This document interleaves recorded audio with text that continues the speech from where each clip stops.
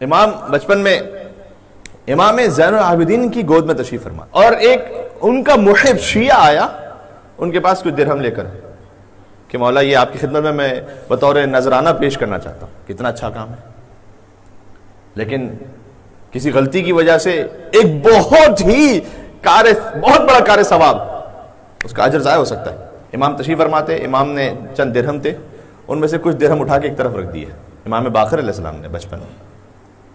اس نے کہا شاید بظاہر یہ کھیل رہے ہیں امام، بچپن کا عالم ہے، تو کھیلتے کھیلتے کچھ درہم اس طرف رکھ دیے، تو اس نے پھر درہم ملا دیے، امام نے پھر وہ درہم الگ کر دیے، اس نے پھر درہم ملائے، امام نے تیسری دفعہ درہم الگ کر دیے۔ اس نے کہا کہ مولا یہ میں بار بار درہم ملاتا ہوں اور آپ کے فرزند درہم الگ کر دیتے ہیں، کیا وجہ ہے؟ مرزا سلامت علی دبیر علیہ رحمہ انہوں نے اس پر نظم بھی کہی ہے، ایک دن پدر کی گود میں تھا وہ فلک مقام۔ یہ کچھ نذرانہ عقیدت مجھ سے سن لیجئے گا۔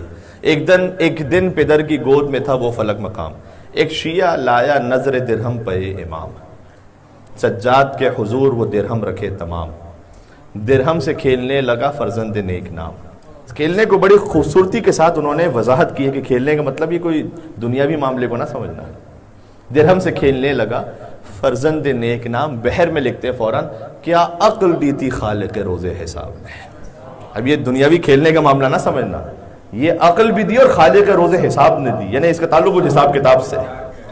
سبحان اللہ، جو شاعری کو سمجھ لیتے ہیں، کیا عقل دی تھی خالق روز حساب نے، درہم زمین پہ پھینک دیا ایک جناب نے، تب دوڑ کر محب نے وہ درہم اٹھا لیا اور اس کو درمیان دراہم ملا دیا، باقر نے چن کے پھر وہی درہم جدا کیا، تفلی میں تھی آپ پہ تائید کبریا، تفلی میں تھی آپ پہ تائید کبریا۔ اس دم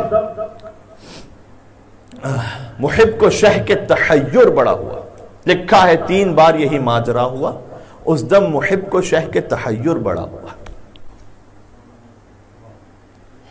عابد سے کی یہ شیعہ عابد نے التجا، آخری بات، عابد سے کی یہ شیعہ عابد نے التجا، ارشاد آپ کیجئے یہ ماجرا ہے کیا؟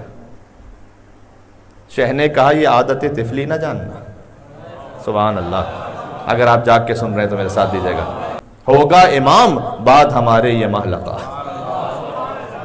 امام کی عادت ہے، کوئی طفلی کی عادت نہیں ہے۔ امام تو گہوارے میں بھی ہوتا ہے تو کلہ اجدر کو چیر دیتا ہے، امام تو آغوش رسالت میں ہو تو قرآن پڑھنے لگتا ہے۔ شہ نے کہا یہ عادت طفلی نہ جاننا، ہوگا امام بعد ہمارے یہ محلقہ۔ پھر مولا یہ درہم کیوں پھینک رہے ہیں اس طرف؟ مولا نے کہا درہم یہ ایک غصبی و مال حرام ہے۔ سبحان اللہ، یہ نظر امامت جانتی ہے، ہو سکتا ہے کسی نے بہت چیریٹی کی ہو امام کی نگاہ میں قبول نہ ہو، درہم یہ ایک غصبی و مال حرام ہے، کیوں کر اسے قبول کرے، یہ امام ہے۔ مال حرام یہ بھی ہوتی ہے کہ کسی کا میراث حق غصب کر لیا ہو۔ کئی دفعہ ایسا ہوتا ہے کہ ایک مرتبہ جب اسٹوڈنٹ لائف کا آغاز کیا تھا تو کسی سے کچھ قرض لیا تھا کہ بھائی پے کر دوں گا، بھول گئے، وہ ہے اب تک سر پہ باقی ہے، چاہے اب آپ بہت اسٹیبلش ہو گئے تو آپ کی نگاہ میں وہ کوئی بہت بڑی قیمت نہیں رہی، لیکن وہ ہے آپ کی گردن پر، یا تو مصالحت کی جائے یا واپس کرنا ضروری ہے۔ قرض لیا، قرض حسنہ، تو قول ایک مزاح نگار کے قرض حسنہ کے بعد قرض دینے والا روتا رہتا ہے، قرض لینے والا ہنستا رہتا ہے۔ مثال کے طور پر خمس نہیں دیا، اس سے بڑھ کر مال حرام کیا ہوگا کہ مال امام ہمارے مال میں شامل ہے۔ امام کا جشن ہے، رجب المرجب کی پہلی شب ہے، رجب اب اسٹارٹ ہو رہا ہے، ہمیں رجب المرجب، شعبان المعظم، رمضان المبارک کی برکتوں کو سمیٹنے کی توفیق عنایت فرما دے۔